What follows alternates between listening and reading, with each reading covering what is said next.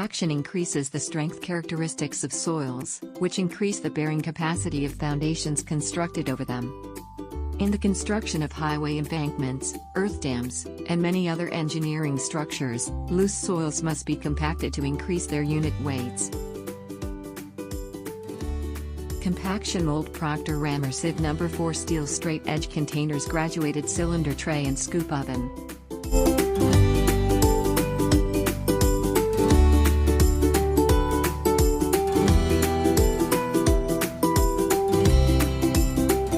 There is another type of test besides the common standard test, which is modified Proctor test.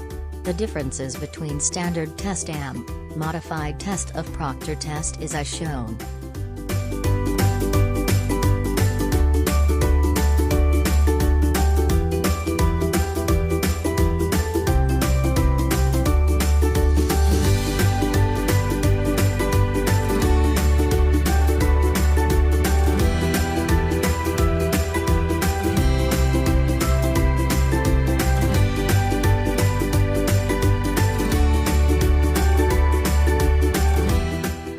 The dry unit weight after compaction first increases as moisture content increases. Beyond a certain moisture content, any increase in the moisture content tends to reduce the dry unit weight. The moisture content at which the maximum dry density, MDD, is attained is generally referred to as the optimum moisture content, OMC.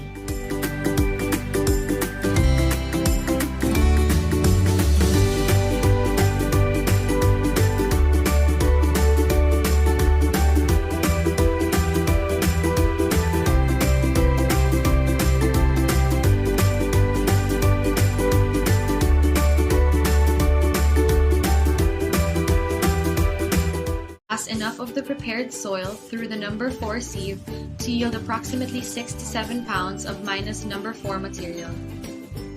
Cover the sieve and shake to remove the unwanted large particles.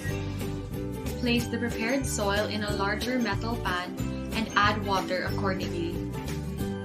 Prepare at least 4 specimens having water contents such that they bracket the estimated optimum water content. A specimen having a water content close to optimum should be prepared first by traditional additions of water and mixing.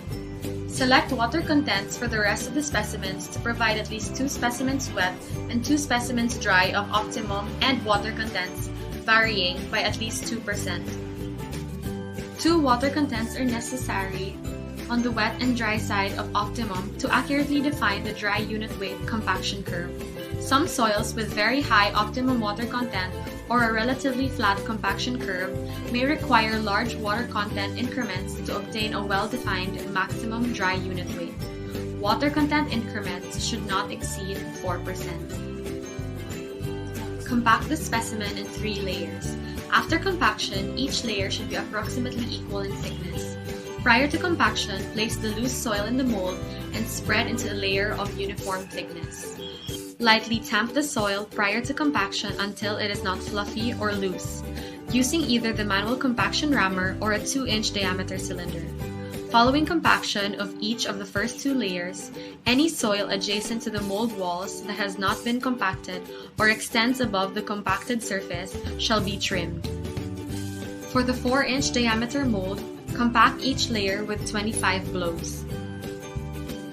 On the first fill, the soil should be at least half full. Using the soil with greater moisture content, repeat the addition to fill the second layer. In operating the manual rammer, take care to avoid lifting the guide sleeve during the rammer upstroke. Hold the guide sleeve steady and within 5 degrees of vertical.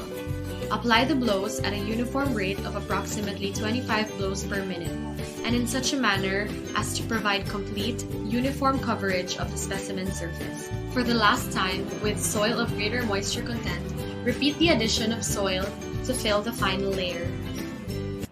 Following compaction of the last layer, remove the collar and base plate from the mold. A straight edge tool may be used to trim the soil adjacent to the collar to loosen the soil from the collar before removal to avoid disrupting the soil below the top of the mold. Carefully trim the compacted specimen even with the top of the mold by means of the straight edge scraped across the top of the mold to form a planed surface even with the top of the mold. Initial trimming of the specimen above the top of the mold with a knife may prevent the soil from tearing below the top of the mold. Fill any holes with the top surface with unused or trimmed soil from the specimen. Press in with the fingers again and scrape the straight edge across the top of the mold. Determine and record the mass of the specimen and mold to the nearest gram. Remove the material from the mold and obtain a specimen for water content by using either the whole specimen or a representative portion from the top and bottom. When the entire specimen is used, break it up to facilitate drying. Otherwise, obtain a portion by slicing the compacted specimen axially through the center and removing about 500 grams of material from the cut faces. Obtain the water content in accordance with Test Method D 2216. This correction may be made to the appropriate field in place density test specimen rather than to the laboratory test specimen. Plot the 100% saturation curve. Calculate the dry unit weight and water content of each compacted specimen. Plot the values and draw the compaction curve as a smooth curve through the points. Plot the dry unit weight to the nearest 0.1 pounds per feet cubed and water content to the nearest 0.1%. From the compaction curve, determine the optimum water content and maximum dry unit weight.